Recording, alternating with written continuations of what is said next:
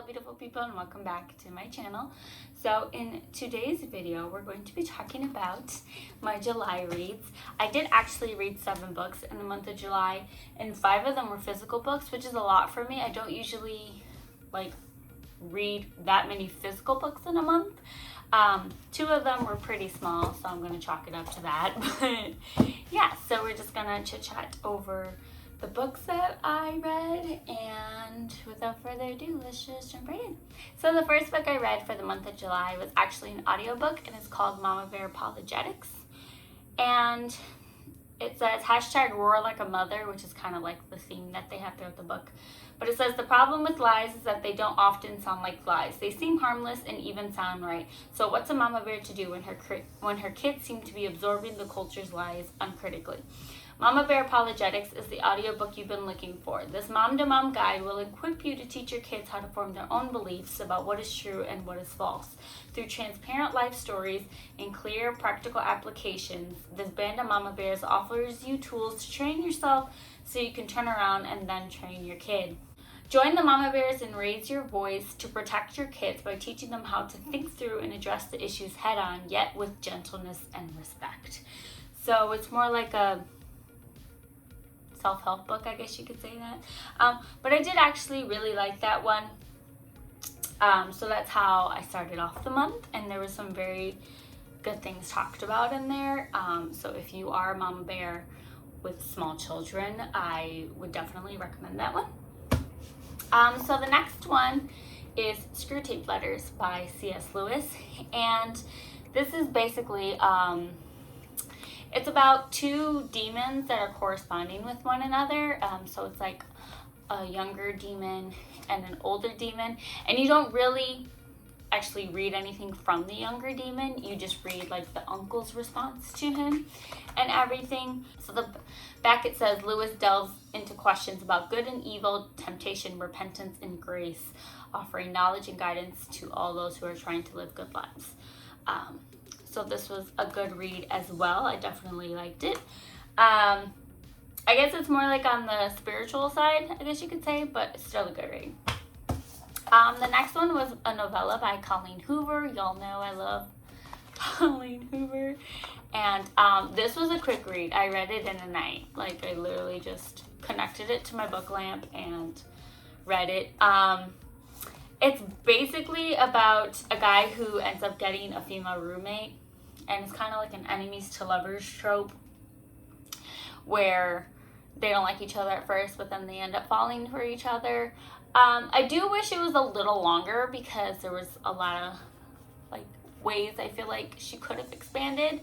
But if there's a part 2 or anything like that, I would definitely read it because it was a good book. So as you guys know, last month I read Hook, Line, and Sinker by Tessa Bailey. This is about the other sister in the series, Piper. I was like, not Hannah. Hannah was the other book. Piper and Brendan and their love story, and I liked it. I don't know which one I like more, Hannah and Fox or Piper and Brendan, but really liked this one. There are a few spicy scenes, but overall the love story is very, very cute. Like it. So my next book was my book of the month book, and it was Firstborn by Will Dean. And this one, I actually was not expecting the way this one ended up at all. Like, it was like, oh, okay, this is an interesting book. It's kind of like a whodunit kind of thing. But then there's like a twist, and then just when you think you've recovered from that twist, there's another twist, and I was just like, holy crap. So this is definitely a good book. It says the last thing a twin expects is to be alone. Molly lives a quiet, contained life in London. Naturally averse to risk, she gains comfort from security and structure. Every day is the same. Her identical twin, Katie, is her exact opposite, gregarious and spontaneous. They used to be inseparable until Katie moved to New York a year ago. Molly still speaks to her daily without fail. But when Molly learns that Katie has died suddenly, she is thrown into unfamiliar territory. Katie is part of her DNA. As terrifying as it is, she must go to New York and find out what happened. As she tracks her twin's last movements, cracks begin to emerge. Nothing is what it seems, and a web of deceit is closing in around her. Very good book. I would definitely recommend this one if you kind of like the thriller whodunit kind of things. I did not expect that one. And then this was the book club that I'm in with my friend Valerie. This was our read for the month, and it's Stardust by Neil Gaiman. And it was a very cute book. It was a short read, very easy to read, which is kind of nice because we tend to read books on the heavier side in our book club. So this is kind of like a nice break from the heaviness that we've been reading. So it's basically about a guy who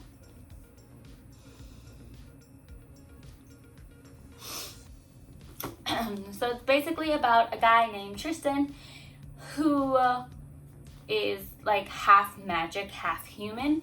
And every 9 years, the city that he lives in has a special market where the people in the human world and the people in the fairy world like cross paths and like they sell things with each other. It's kind of like a big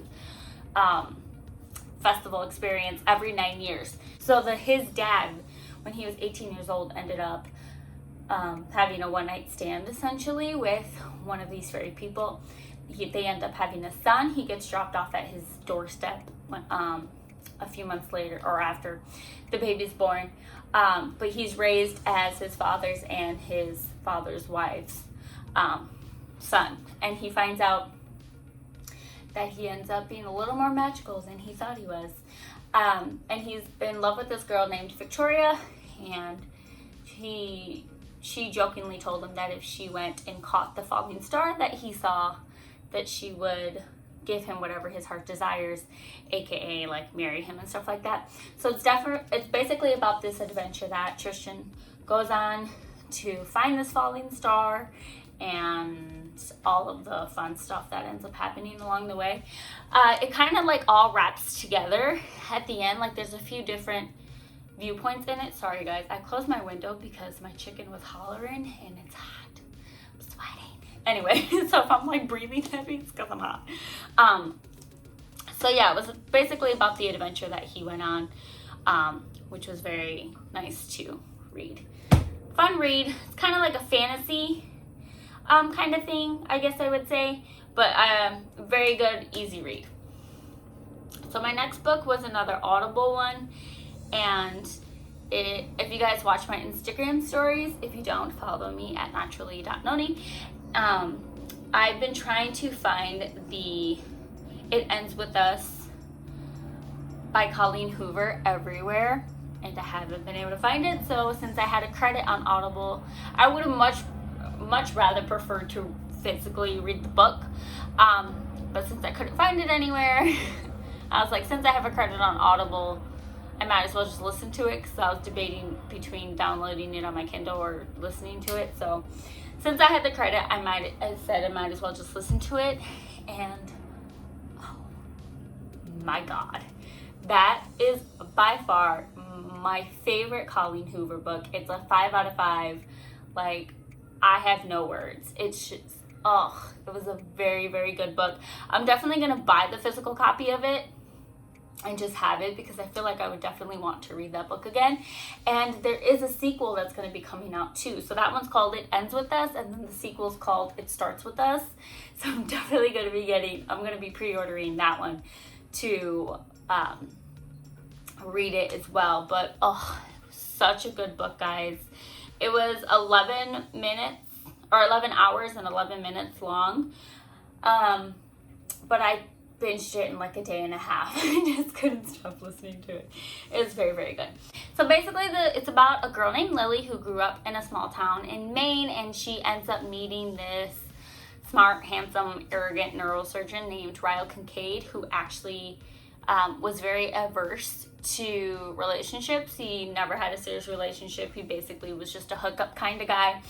But Lily really caught his attention, and they end up getting into a romance.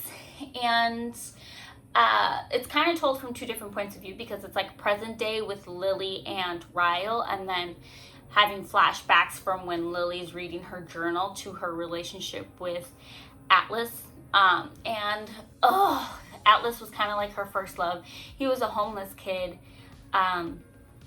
that she was the only person in high school that was nice to him. As everyone knows, people or kids in high school are a-holes. But she was the only person that was actually nice and showed him kindness. And so it kind of like talks about like how their friendship formed and everything like that, from her journal point of view. And then in the present, it's talking about her and Atlas, or her and Ryle, excuse me, and how that relationship blossoms. And I don't know what else to say without like giving too much away. So she had an abusive father growing up, and there's some traits that Ryle has, I guess you could say, that reminds her of her father. So she's basically trying to figure out like if she wants to continue this path or if she wants to let go. They do get married and have a daughter and all that. But I don't want to give too much of the story away. But the ending ripped my heart out. As you guys know, I'm not much of a emotive person when it comes to books and movies, but It Ends With Us was probably my favorite book, and I think it was very relatable.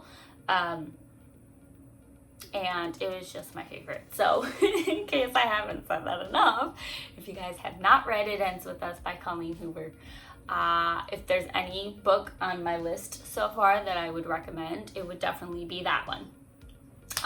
So loved the ending for that, and I'm very excited to see how it ends up continuing in the sequel. Moving on, now that I talked about that book for 75 years. So those are all the books that I read for July, I believe. Yes, so those are all the books I read for July. But I did briefly want to give you guys my final review of my book of the month read last month. I think I told you guys I was almost done with it when I filmed the video. But I definitely do like it. Again, it's a thriller. It's a thriller book, so it's very nice. It is told from two different points of view, so it has Paris present day and then Paris in the past, and it's about how her past ends up connecting to her present, and it all kind of comes full circle and everything like that. I would give this like a 4 out of 5. It was very good. Like I said last month, it was an early release for book of the month, but it is out now, so you can get it. And it is a good book that I would recommend. Thank you for sitting through this very chatty book talk with me. That's all I have to say for now. If you read any fun books this month, I would love to hear about them in the comments section. Or if you have any book recommendations for me, I would love to hear those too. But please like, share, and subscribe if you haven't already. And I will see you guys in the next one. Bye.